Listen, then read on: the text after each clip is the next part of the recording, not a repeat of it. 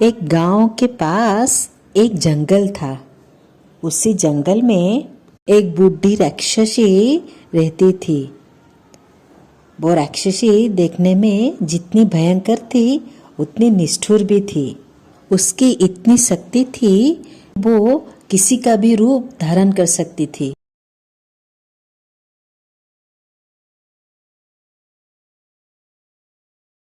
उसी जंगल के रास्ते जो कोई भी जाता था, वो राक्षसी अपने जादू से उसे मार के खा जाती थी।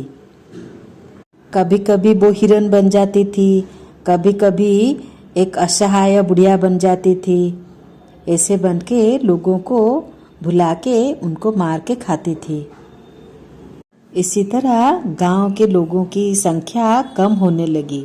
सब एक बार विचार करने लगे, अरे ऐसे क्यों हो रहा है। सब विचार करने लगे, अरे हमारे गांव के लोग तो कम होते जा रहे हैं। और ऐसे ही पता लगाने से पता चला कि जंगल में एक राक्षसी है, वो ही सबको खा जाती है। सब गांव के लोगों में डर बैठ गया। सब गांव के लोग बहुत डर गए। अरे ऐसे चलेगा तो हम सब एक दिन पूरा खत्म हो जाएंगे, ये गांव तो पूरा खाली हो जाएगा। और जंगल के रास्ते सबका जाना आना बंद हो गया। कोई भी डर के मारे जंगल के रास्ते नहीं गया। किसी का भी कितना बड़ा काम हो, कोई भी जंगल के रास्ते नहीं गया। और जंगल के बिना गांव वालों का गुजारा बहुत कष्ट होने लगा, क्योंकि जंगल से तो उनको सब कुछ मिलता था और जंगल में ही जाना उन्होंने बंद कर दिया, इसीलिए उनका गुजारा नहीं हो पाता था। उसी गांव में रघु नामक एक आदमी था। वो बहुत साहसी था। उसने सोचा कि मैं कैसे भी हो वो राक्षसी को मार के ही रहूँगा, नहीं तो हमारा जीना ही मुश्किल हो जाएगा। हम कैसे खाएंगे, कैसे अपना गुजारा करेंगे, कैसे अपने बच्चे को पालेंगे। ऐसे करके एक दिन रघु ने एक अच्छी योजना बनाई और साहस जुटा के जंगल के अंदर गया। धूप बहुत तेज थी। वो कुछ देर जंगल में ऐसे ही चलता रहा। थोड़ी देर के बाद वो देखा, वही राक्षसी एक पेड़ के पास बैठी है। रघु ने एकदम साहस जुटा के उसके पास गया और पूछा, क्या दादी माँ, कैसे हो? राक्षसी रघु को देख के बहुत खुश हो गई। अरे वाह, इतने दिनों के बाद एक मनुष्य खुद चल के मेरे पास आया है मेरा भोजन बनने। राक्षसी बोली, हाँ मैं तो ठीक हूँ।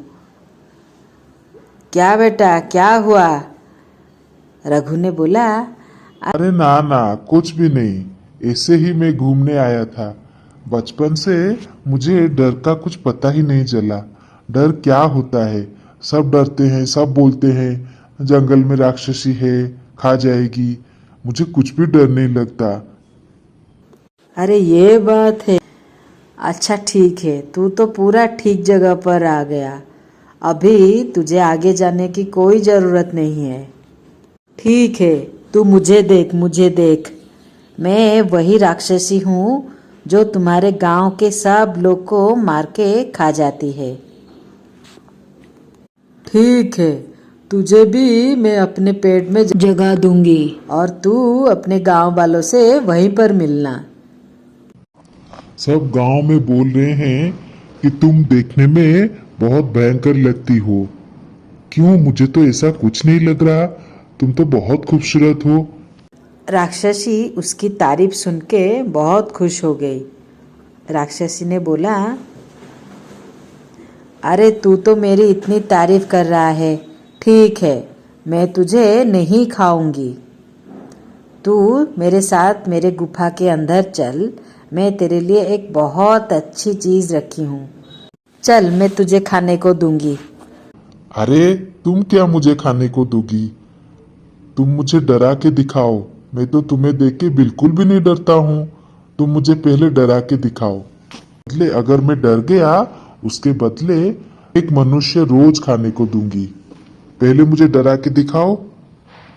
अगर तुम मुझे डरा नहीं पाई तो मैं जो बोलूंगा तुमको मानना पड़ेगा। क्या बोलते हो, मेरी शर्त में राजी हो?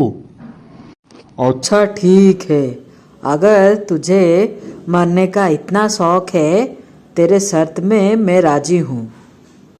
ऐसे बोल के राक्षसी उसके असली रूप में आ गई। भयंकर वो दिखती थी। रघु बहुत डर गया। राक्षसी देखने में बहुत भयंकर लग रही थी। रघु को भी बहुत डर लग रहा था। वो बहुत ही डर चुका था।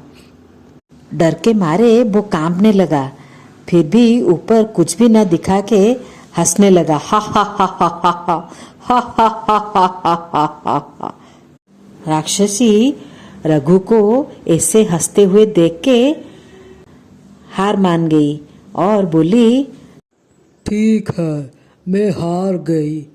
अब बोल, तू क्या बोल रहा है? मैंने सुना है कि आप सबके रूप धर सकते हो, सबके रूप ले सकते हो, मगर एक चींटी का रूप नहीं ले सकती हो। आप क्या बन सकती हो चींटी? अरे क्या बोल रहा है तू? मैं तो कई सारे रूप ले सकता हूँ। मेरे लिए तो ये चुटकियों का काम है। ठीक है, अगर तेरी यही मर्जी है तो मैं चिट्टी बन के दिखाती हूँ। देख।